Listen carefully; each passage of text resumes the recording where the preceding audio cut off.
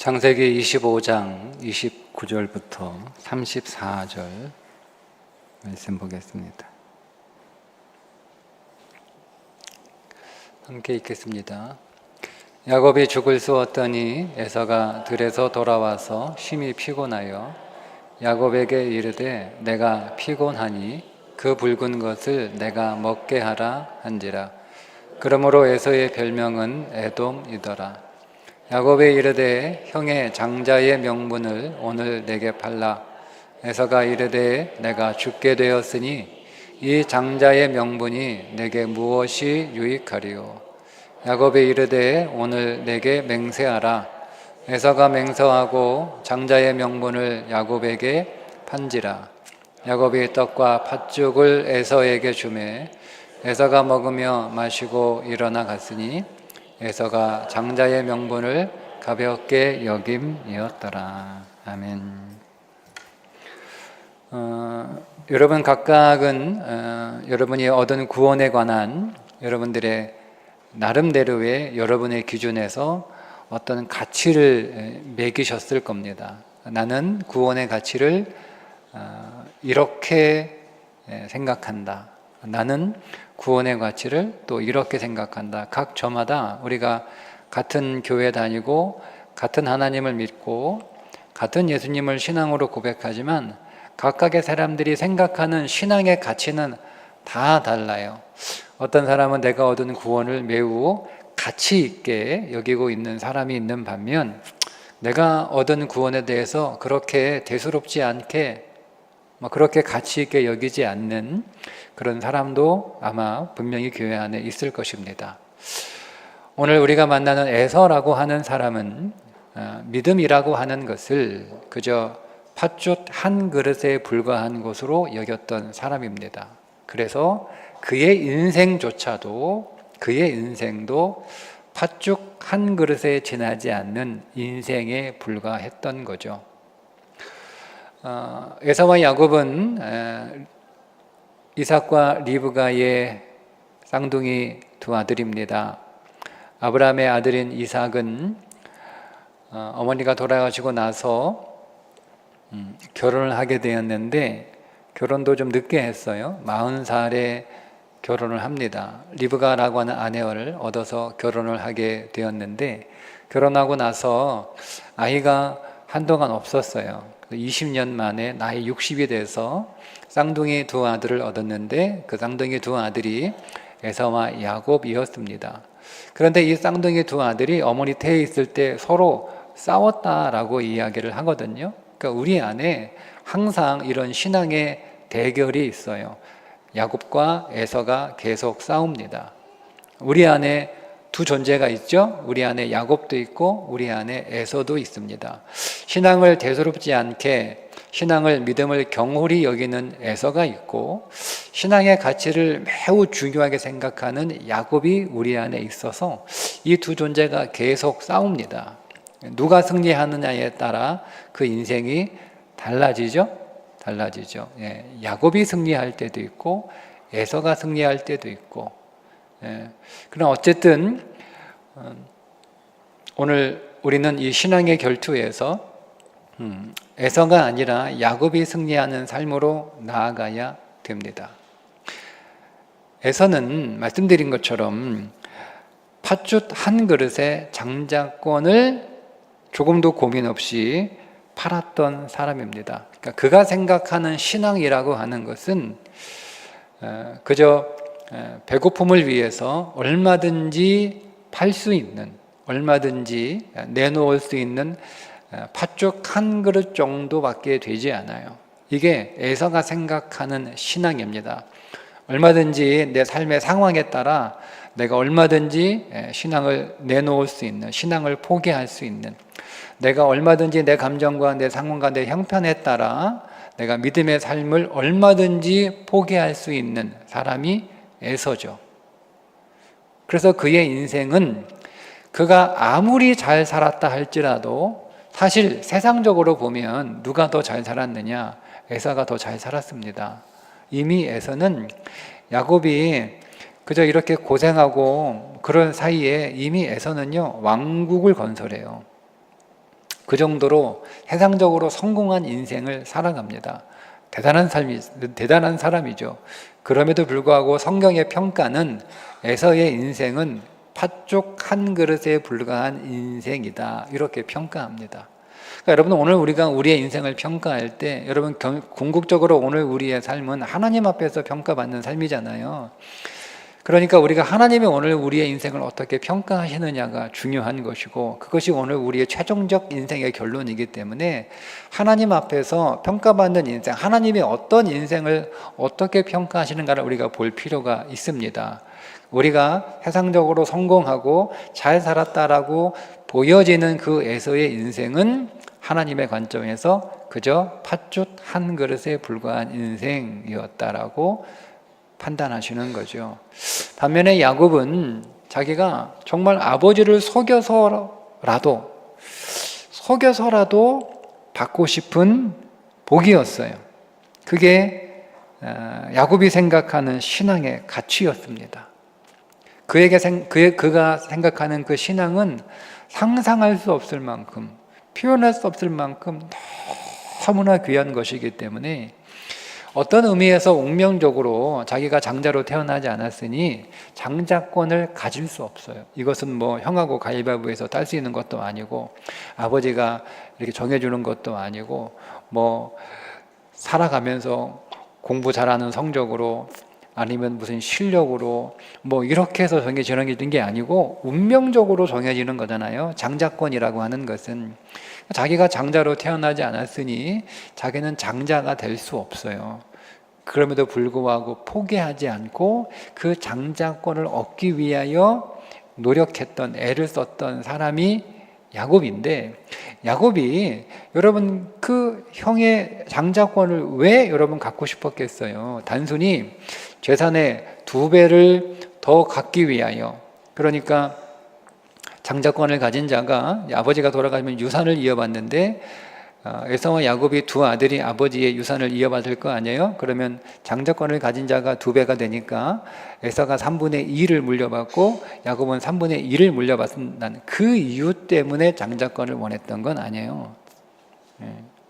장자권 안에는 중요한 하나의 권리가 들어있는데 그게 바로 신앙의 계승이에요. 믿음을 이어받는 거예요.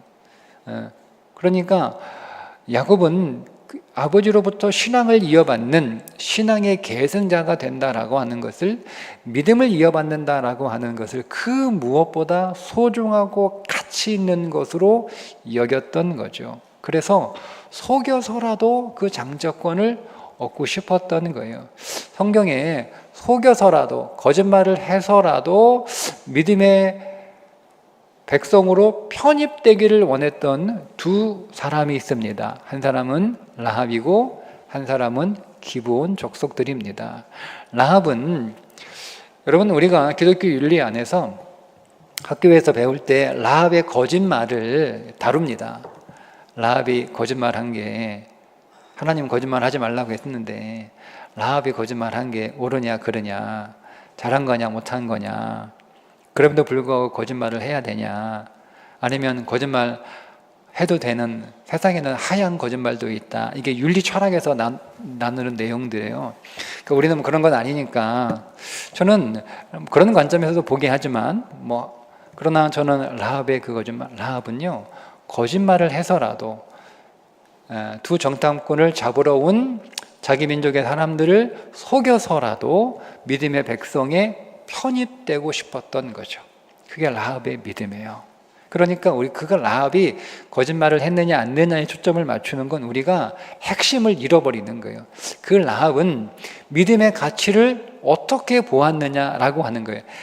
라합의 위대함은 믿음의 가치, 믿음의 백성으로 살아가는 것이 어떤 것인지를 보았다는 거예요. 그러니까 설사 내가 거짓말을 해서 그 거짓말에 대한 대가를, 책임을 치른다 하더라도 내가 얻는 이 믿음의 가치에 비해서는 아무것도 아니라는 거죠. 내가 믿음의 가치를 선택했기 때문에 내가 거짓말을 해도 아무런 벌을 받지 않는다, 그게 아니고, 설사 내가 거짓말을 해서 믿음의 백성에 편입이 된다 된 후에 그 거짓말한 잘못에 대한 책임과 벌을 받는다 하더라도 나는 뭐가 더 좋다는 거예요? 믿음의 백성에 편입되는 게 더 좋다는 거예요. 그걸 봐야 되는 거예요. 예. 나는 내가 생각하는 믿음의 백성이 된다라고 하는 것은 그 믿음의 백성이 되기 위하여 어떤 대가를 치른다 하더라도 그것은 의미 있고 가치 있는 전혀 아깝지 않은 대가를 치르는 것이다. 그만한 가치가 있다라고 믿었던 사람이 라합입니다. 그러니까 우리가 믿고 있는 이 신앙이, 이 믿음이 그런 거라는 거죠. 두 번째 사람이 기브온 사람들 아니에요? 가나안 족속들인데 여호수아와 그를 따르는 이스라엘 백성들이 가나안을 점령하는데 전멸하는 거잖아요. 한 사람도 남기지 없이 다 전멸하는 전쟁을 선포하고 그 땅에 들어왔다는 사실을 알고 자기들이 보기에 기본 족속의 입장에서 볼 때 가나안 족속이 아무리 막강하다 하더라도 이스라엘의 하나님을 이길 수 있는 방법은 없다라고 판단을 한 거예요. 그래서 살기 위해서 자기들이 가나안에 속한 사람들이기 때문에 자기들은 하나님이 정하신 대로 죽어야 마땅한 사람들이니까 살 수 있는 방법이 없어요. 살려면 그 땅을 떠나 저 멀리 피난가는 수밖에 없어요. 그렇게 살 수 없잖아요. 어떻게 여러분 그들이 살았던 그 오랜 땅을 떠나 낯선 땅에서 살아간다는 게 쉽지 않은 일이잖아요. 그래서 그 땅에서 계속 살 수 있도록 그들이 선택한 방법은 거짓말이에요. 거짓말인데 그 거짓말이 어떤 거짓말입니까? 하나님의 족속으로 편입되는 하나님의 백성과 언약을 맺는 그 족속의 백성들이 되는 일을 위하여 그들 역시 거짓말을 했던 거죠. 그들 역시 언약을 맺고 나서 우리가 언약 맺었으니까 너희들 우리 못 건드려, 언약 맺으면 못 건들지, 이런 수준이 아닌 거예요. 설사 우리가 거짓말로 해서 언약을 맺었다 하더라도 그 거짓말로 언약을 맺었기 때문에 그 거짓말에 대한 대가를 오늘 우리가 치른다 하더라도 우리가 하나님의 백성 되는 것에 비하면 아무것도 아니다라고 해서 하나님의 백성들과 언약을 맺은 거잖아요. 그래서 그들이 뭐가 됩니까? 물 깃는 자들이 되잖아요. 나무 패는 자들이 되는 거잖아요. 상관없는 거예요. 내가 하나님의 백성이 되었다는 그 놀라운 그 보배로운 사건 앞에서 우리 족속이, 우리 집안 사람들이, 우리 손들이 평생 성전에서 물 깃고 나무 패는 일을 하더라도 우리는 하나님의 백성이 되었다라고 하는 이 놀라운 이 복되고 영광스러운 이 인생이 되었으니 상관없다는 거예요. 그게 기브온 지파들이 바라보는 신앙이라고 하는 겁니다. 여러분 우리가 믿고 있는 이 믿음은 어떤 것일까요? 내가 구원을 받았다는 것, 내가 하나님의 백성이 되었다는 것, 내가 하나님의 자녀가 되었다는 것, 그게 어떤 것일까요? 그것이 어떤 것인지 우리는 사실은 모릅니다. 모르잖아요. 우리가 이 땅에 살고 있으니. 그런데 그것을 우리에게 그림으로, 우리의 언어로, 우리가 이해할 수 있는 우리 수준에서 우리의 언어로 보여준 게 요한계시록이지 않습니까? 거룩한 새 예루살렘에 관한 묘사가 나오는데 12보석으로 꾸며진, 여러분 우리가 이거를 그냥 세속적 관점에서 우리가 살아가게 될 영원한 천국의 그 집은 다 이렇게 보석으로 된 집이다 라고 여러분 우리가 그 얘기가 아니고요. 보석이 이 땅에서나 보석이지 하나님 나라에서도 보석이 아니에요. 그거는 보석 하나 없는 우리들이나 부러운 거지. 보석을 금고에 쌓아오는 재벌들은 그 나라가 여러분 부럽겠습니까? 얼마든지 지금도 자기 집을 그런 보석으로 다 지을 수 있는 사람들인데 그 사람들이 그게 돈이 없어서 보석으로 집을 안 짓겠어요? 할 수 있어요. 그러면 그게 천국이, 그게 하나님 나라고, 그게 구원이고, 그러면 보석으로 꾸며진 집을 몇 채나 지을 수 있는 사람들에게는요 아무런 메리트가 없는 거예요. 그 말씀은 우리가 하나님 나라의 보석 같은 존재라는 거예요. 그렇게 빛나는 인생이라는 거죠. 우리가 여러분 이 세상에도 보석을 얼마나 이렇게 존귀하게 여러분 그렇게 소중하게 다룹니까? 보석을 별것도 아닌데 이게 뭐 별거예요. 얼마 없어가지고 그런 거지. 그런데 오늘 우리가 하나님 나라에서 그런 보석같이 아름다운 그런 존재가 된다. 근데 사실은 그 이상이에요. 그 이상이에요. 그러니까 그건 우리의 언어로, 우리의 수준에서, 우리가 이해할 수 있는 수준에서 설명을 해준 거지, 그게 전부는 아니에요. 그 이상이에요. 상상할 수가 없어요. 내가 얻은 구원, 내가 얻은 이 믿음, 내가 얻은 하나님의 나라, 내가 하나님의 소유가 됐다는 것, 내가 하나님의 백성이 됐다는 것, 내가 천국의 시민이 됐다는 건, 여러분, 우리가 상상할 수 없는 엄청난 일이에요. 엄청난 일이에요. 엄청난 일이에요. 근데 그 일이 내게 이루어진 거예요. 그 일이 내게 이루어진 거예요. 내가 하나님의 백성이 된 거예요. 하나님이 나를 찾아오셔서 나를 구원해 주신 거예요. 여러분, 제가 똑똑해서 하나님의 구원이 무엇인지를 다 알고 다 깨닫지도 못했잖아요. 여러분, 내가 지식이 뛰어나서 하나님 나라를 내가 다 이해하고 그 나라를 자세히 아는 것도 아니잖아요. 여러분, 나는 눈먼 자예요. 아무것도 볼 수 없어요. 저는 눈먼 자예요. 아무것도 보지 못해요. 아무것도 볼 수 없어요. 그 어떤 것도 보이지 않아요. 그런 눈먼 자예요. 눈먼 자. 눈먼 자니까 모른단 말이에요, 여러분. 눈먼 자, 한번 눈을 감아 보세요. 여러분 앞에 있는 좋은 것들이 있는데 그게 보입니까? 그게 보여요? 그게 좋은 거라고 얘기한들 그걸 내가 알 수 있습니까? 내가 볼 수 없는데? 내가 볼 수 없는데? 그러니까 여러분, 나는 좋은 게 보이지도 않고 좋은 거를 내 앞에 내놔도 그거를 선택할 수 없고 그걸 고를 수 없는 그런 눈먼 자란 말이에요. 그런 내게 하나님이 믿음을 은혜로 선물로 주셨다는 게 이게 너무너무 감사한 일이에요. 어떻게 이런 일이 나에게 일어났을까? 여러분들은 당연하게 생각하시는 줄 모르겠으나 저한테는 너무 신기한 일이에요. 어떻게 이런 일이 나한테 일어나지? 죄 많은 내게 어떻게 이런 일이 일어날 수 있을까? 죄가 많은 내게, 내가 순결한 것도 아니고 정직한 것도 아니고 거룩한 것도 아니고 내가 선한 것도 아니고 죄 많은 나에게, 그 마음이 어둡고 생각이 어두운 나에게 어떻게 이런 일이 일어났죠? 미련하고 어리석어서 아무리 설명해줘도 깨닫지 못하고 알아듣지 못하는 내게 여러분, 어떻게 이런 일이 일어났죠? 믿음을 얻는다라고 하는 것은 제게는 너무 신비로운 일이에요. 이게 어떻게 설명할 수가 없어요. 어떻게 설명할 수가 없어요. 이게 어떻게 설명이 되죠? 이게 어떻게 이해가 되죠? 그게 오늘 우리가 얻은 믿음의 가치예요. 너무너무 신기해요. 내가 아무리 생각해도 그 구원을 내가 받을 수가 없어요. 여러분, 저는요, 어디 가서 뭐 이렇게 추첨하면 껌 한 통 안 걸리는 사람이에요. 우리의 뭐 권사님 가족은 온 가족이 다 뽑기의 달인들이어서, 뽑기의 달인이신 분들은 내가 하나님의 자녀로 뽑혔다는 것이 별로 이상하지 않을 듯 모르나, 저처럼 어디 가서 껌 한 통도 뽑히지 않는 그런 인생을 살아가는 제게 껌 한 통이 뽑힌 게 아니라 구원이라는 것이 저에게 뽑힌 거예요. 제가 이 온 세계에 수십억, 지금까지 인류를 다 하면 수백억, 수천억 명의 사람들이 있었을 텐데 그 가운데 하나님이 저를 골라서 뽑으셨다는 거예요. 여러분에게는 그게 당연합니까? 하나님이 뽑을만 하셔가지고 뽑으셨나요?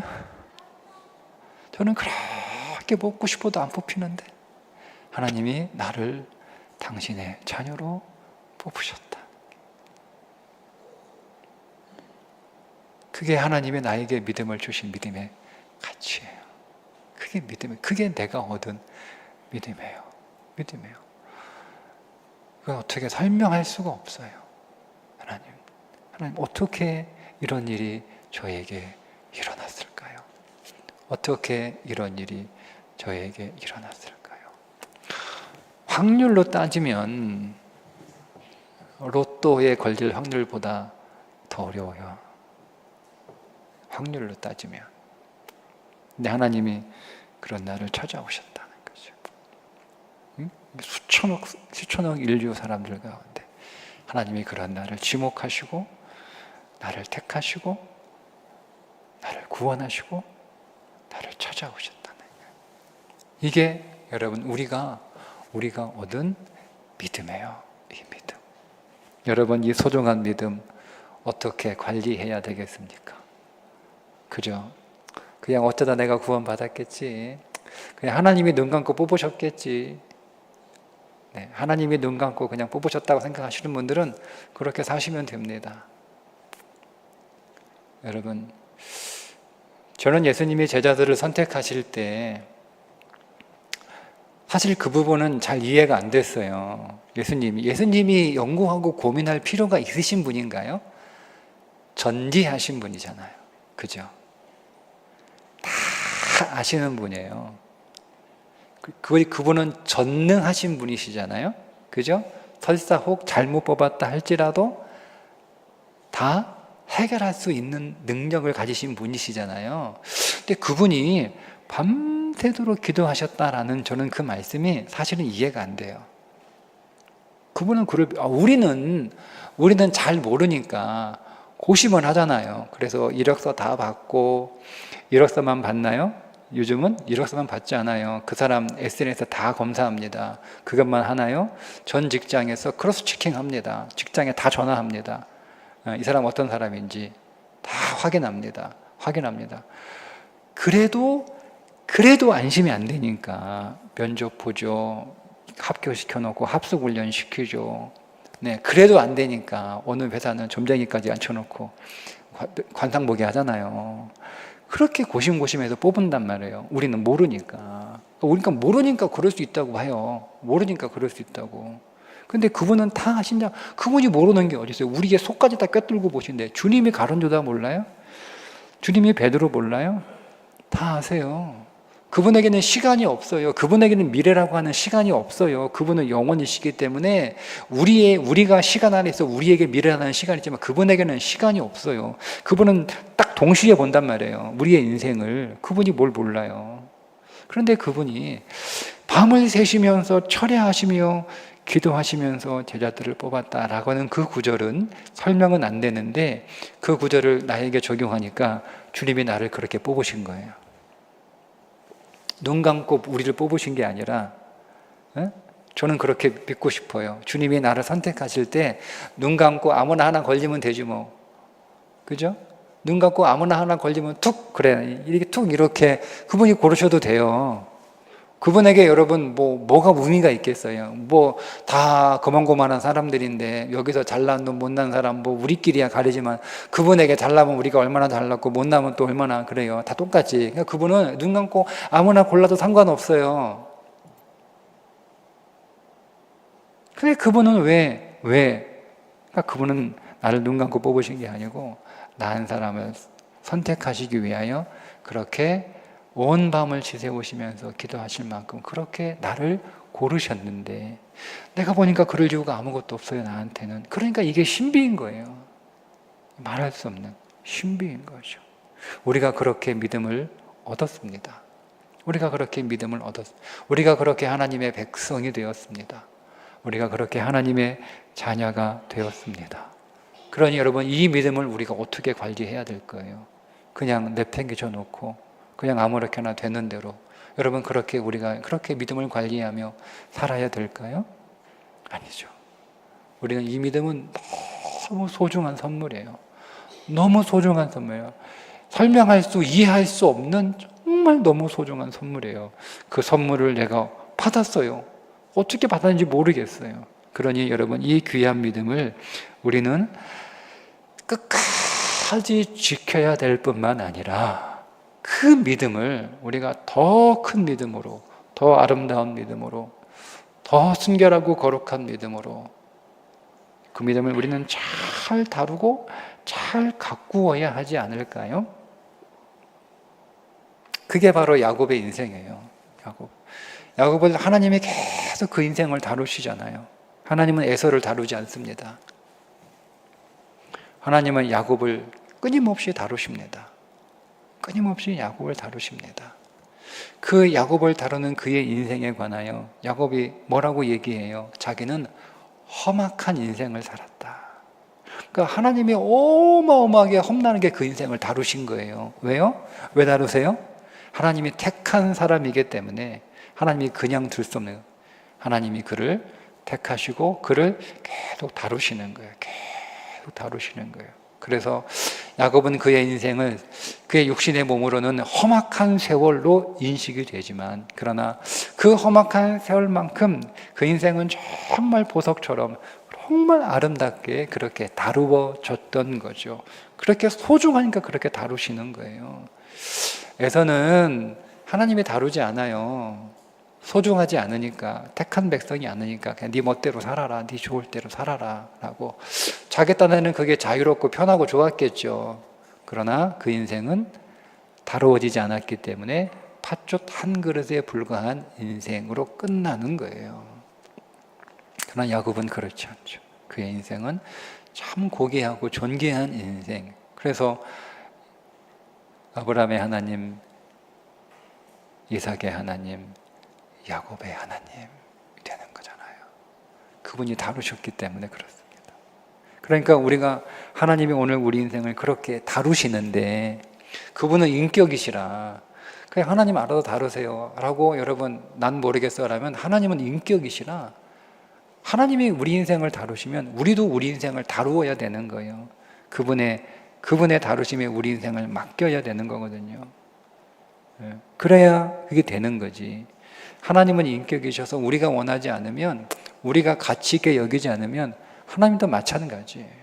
그러니 그분의 다루심을 우리가 알고 그분의 다루심을 기뻐하고 그분의 다루심을 감사하여 하나님 저를 하나님께서 고르고 택하여 주셨으니 이 자격 없는 자 하나님의 택한 백성이 되었으니 하나님의 택한 백성에 어울리도록 하나님의 영광에 걸맞는 인생으로 하나님 잘 다루어 주시고 내가 그 하나님의 다루심에 순종하는 기쁨으로 순종하는 믿음의 삶 그게 비전의 삶이에요. 하나님이 나를 잘 다루셔서 거룩한 새 예루살렘의 12보석과 같은 인생으로 우리를 조성하신다라고 하는 그게 비전이죠.